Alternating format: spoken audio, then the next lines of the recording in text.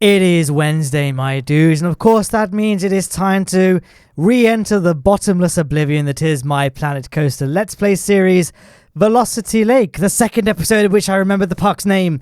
See, I remember the contents of last week's content so vividly because I literally just recorded that commentary. I'm now recording it, so it's still the 22nd of May for me, but I'm away for the next few weekends and weeks by extension, so I wasn't quite sure if I'd have enough time to actually sit down and record a Planet Coaster video between now and then, so I thought let's just record it now. So again, things might have happened that I know nothing about.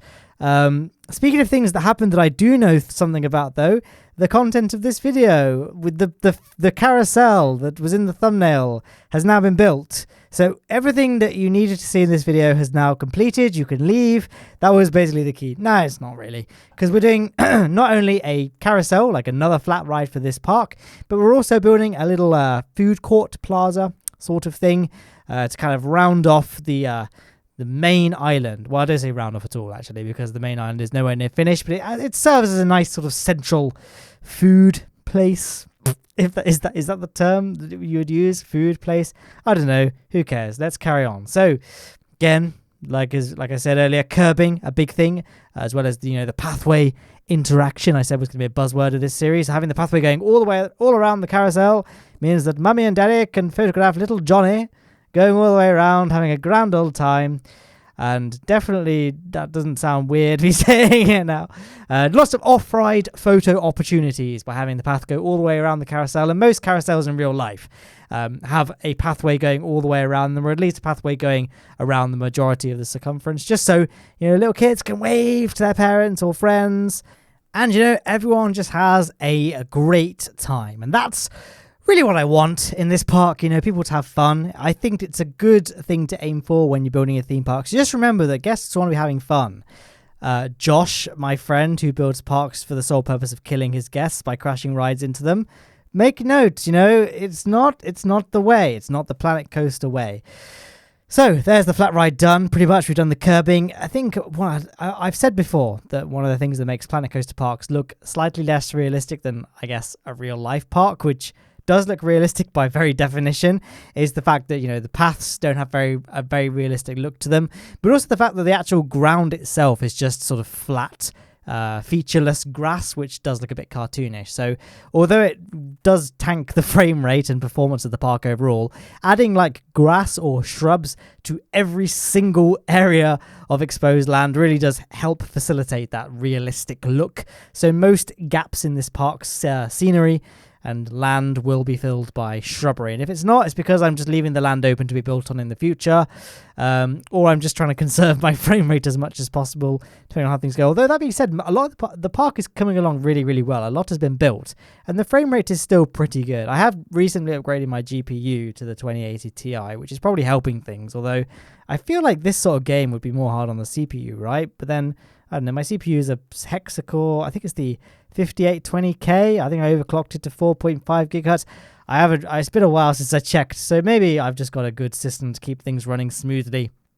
But yeah, that's kind of the caveat of scenery, really, is that it makes the park, not just the rides, but the park in general look really good, but it affects the frame rate. So as you may have already been able to tell, I'm going with the same sort of architectural style that I went with for the roller coaster station, and then subsequently for the chair swing queue line cover in this sort of alpine-ish rustic aesthetic. So stone base and then wooden upper structure, although I went with it initially with this sort of overhanging bit over the shops. I zoomed out, realized it looked terrible and got rid of it, so I went with this sort of fairly simplistic look. I don't know if I guess I'm pretty happy with it overall. I did toy around with maybe tearing it all down and doing something else, like maybe a fully interior, as in a food court that was fully indoors. But Planet Coaster, every single biome is pretty sunny, except for obviously the Arctic biome. But there's no weather, there's no rain in this game, unfortunately. So we don't really need to worry about canopies from a gameplay point of view because it doesn't rain in this game. I don't think it does anyway. I'm pretty sure it doesn't. So we don't really need to worry about it from a gameplay perspective. I guess from a realism point of view, we probably would. But at this point, I was like, let's just pretend we're in a really sunny area of the UK, which is not a very sunny place. Maybe we're in Guernsey. How many of my viewers, most of you guys are US, if my demographics is to be believed. So I guess none of this really, maybe I'll just get off this topic. So doing the shops, doing some awning. That was it. That was all I had to say about that topic, really.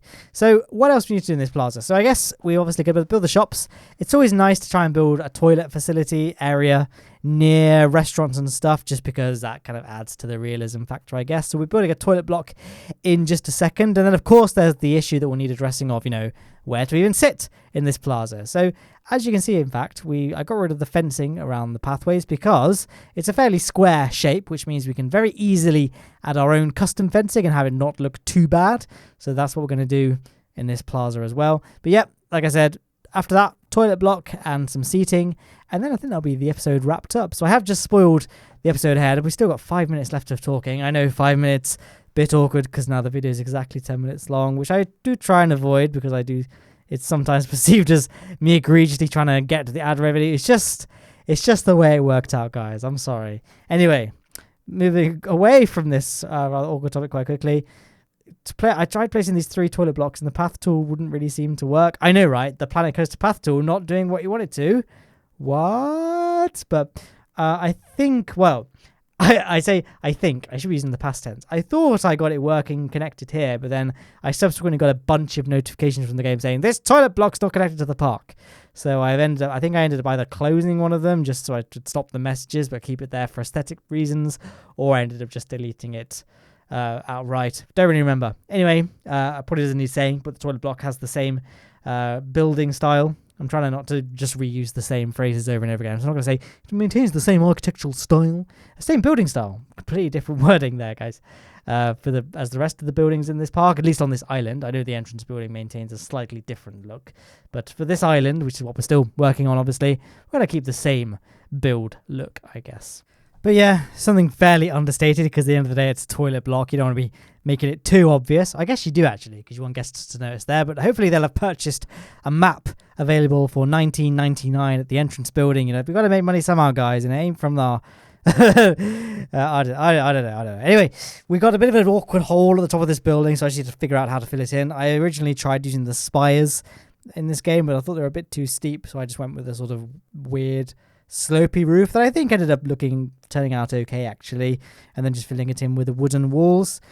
And that's it actually. That's the main crux of this video done. All we have to do left now is just the last little bit of curbing. So I went with this sort of slightly fancier type of fencing to wall off the actual plaza itself, just to kind of add some distinction. So not only does it have a different path type, but also a different curb and fence color as well. Well, different fence color. The curb is the same color.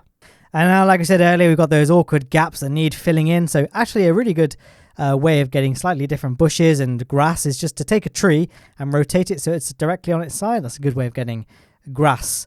I didn't actually use it here, but I did use it a bit in Neptune Park, and I will use it throughout this series, the technique of either just taking big sort of trees with large areas like the oak trees and that African tree, I can't remember what the tree, acacia tree is? I think it's acacia tree actually, but the big tree that is native to Africa, just sinking it in, it looks like grass, or just taking other trees and just rotating them on their side. You end up getting this nice sort of bush appearance, and it's a linear shape as well, so it can easily form like borders without taking up too many parts. Yeah, so, we do need to carry on with this green fence that has been dominating a little bit too much time in the other episodes, but there won't be too much to do here. We're just going to connect, well, not connect, but do all of the bordering of this side of the plaza. So we're going to connect the food court to the fencing that runs along the bridge at the entrance of the park. So not too much fencing to place, and I'm playing this back literally as fast as Sony Vegas permits you to play it back, at least without using third-party plugins, because I'm far too lazy to go about to do that. I'm not even sure how you do. Well, I guess I know how to do it, but I'm too lazy, so sue me. Anyway, there's the fencing there. So we've got those gaps there, so we just need to just fill those in again by highlighting all the curbs and just advanced move, duplicating them down just to fill in the gaps. And hey, presto, look at that. You have yourself a mediocre looking fence. And that's it. Just going to do the last little bit of scenery finishing, path extras, scenery completion, that sort of thing. Adding benches. There's a lot of benches in real parks, obviously. So if you look at parks, you'll be surprised how many benches you will see. And obviously things like bins, lights, that sort of thing. We can just add those to just add a little bit more. The more detail you add in Planet Coaster, the better things look. Obviously you don't want it to look too cluttered, but generally more is more. Not less is more. More is more in Planet Coaster. And with that, I'm going to leave you with this lovely little scenic screenshot of what we've managed to achieve in this episode.